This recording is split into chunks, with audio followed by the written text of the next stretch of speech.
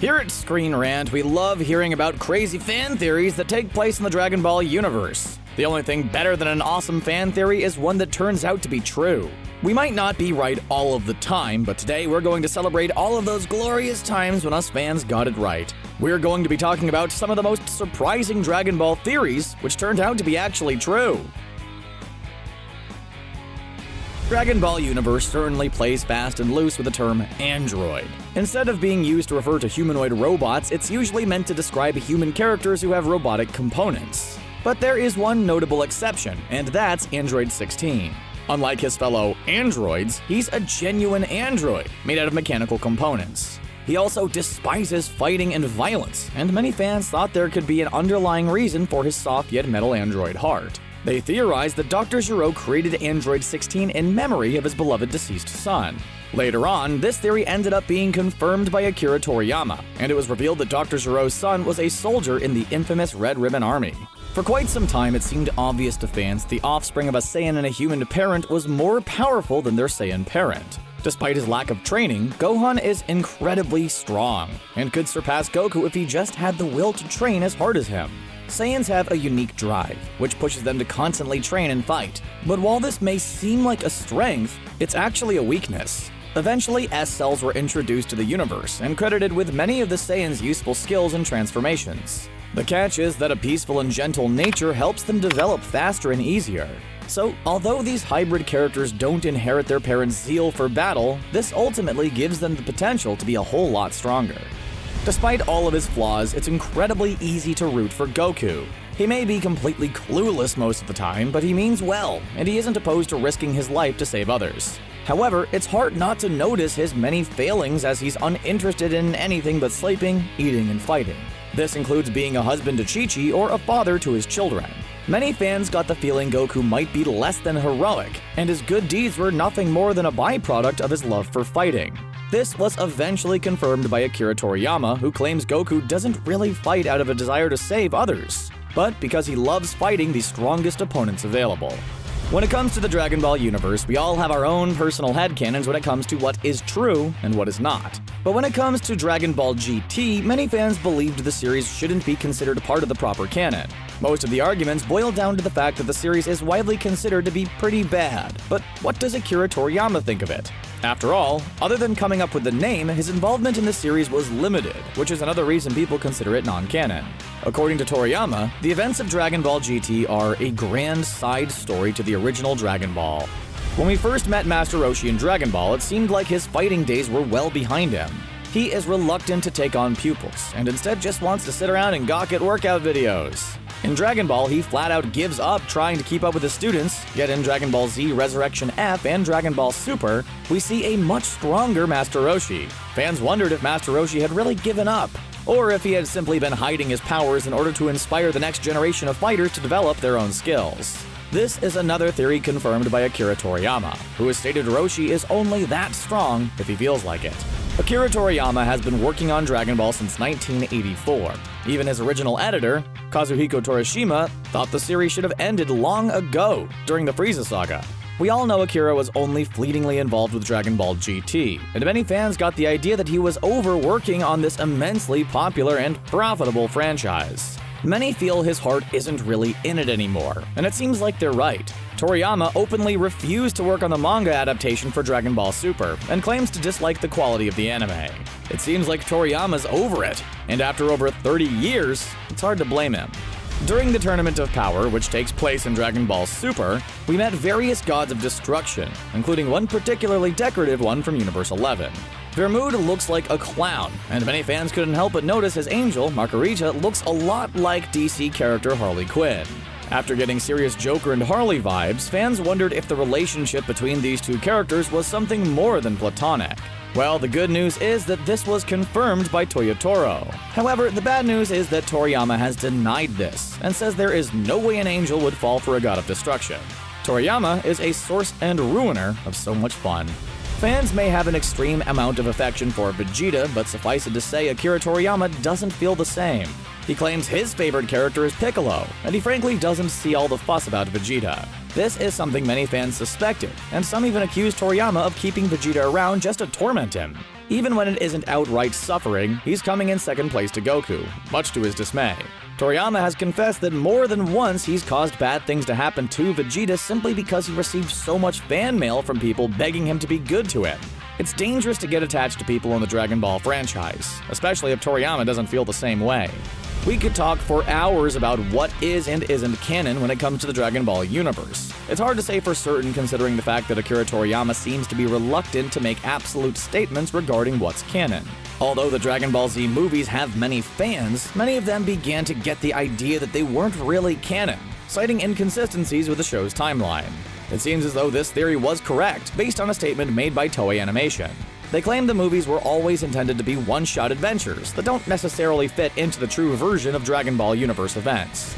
Ever since he first appeared, fans have been crazy about the legendary Super Saiyan Broly. We've even been willing to forgive him for the terrible Bio Broly movie, which is a testament to how awesome of a character he is. Although he was once one of the most popular characters, he was never officially canon, but that didn't stop fans from holding out hope that he soon would be. But there was one part of his backstory we knew would need some work, and that's the reason for his rivalry with Goku.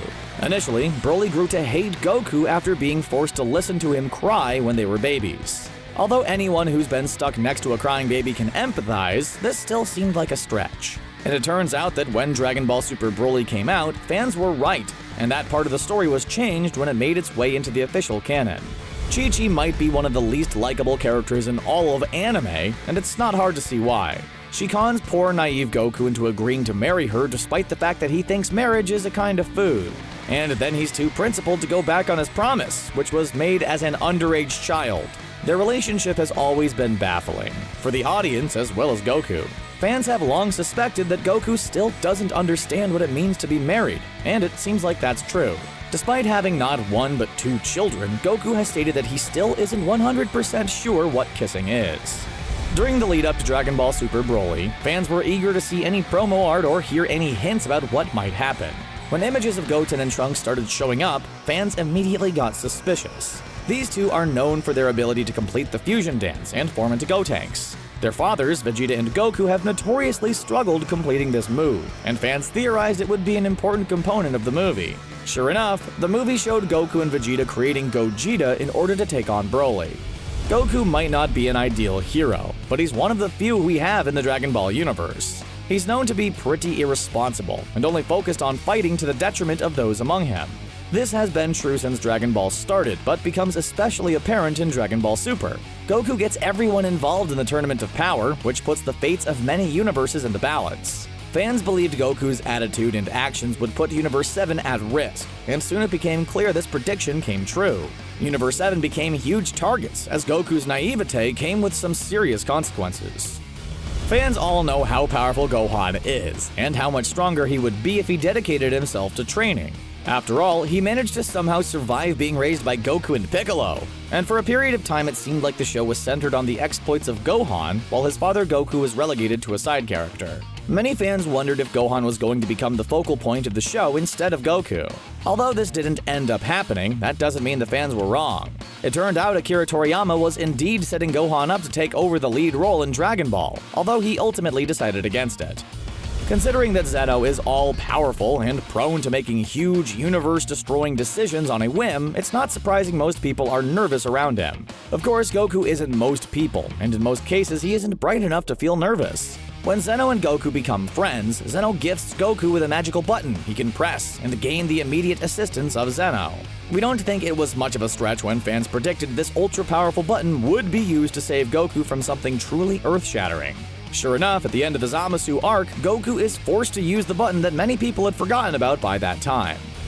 Although Pikkon only appears in some filler episodes of Dragon Ball Z and in the movie Dragon Ball Z Fusion Reborn, it's not hard to see why he has many fans. He bears a strong resemblance to Piccolo and is one of the strongest characters around, despite being deceased. In fact, he's so crazy strong that fans wondered what force had managed to take him down. For some reason, we didn't think Pikkon perished due to natural causes. Fans decided Pikkon must have met his end in some kind of heroic blaze of glory, probably saving a number of other people. Although we still don't know the precise nature of Pikkon's end, evidence supports the idea that he passed as a hero.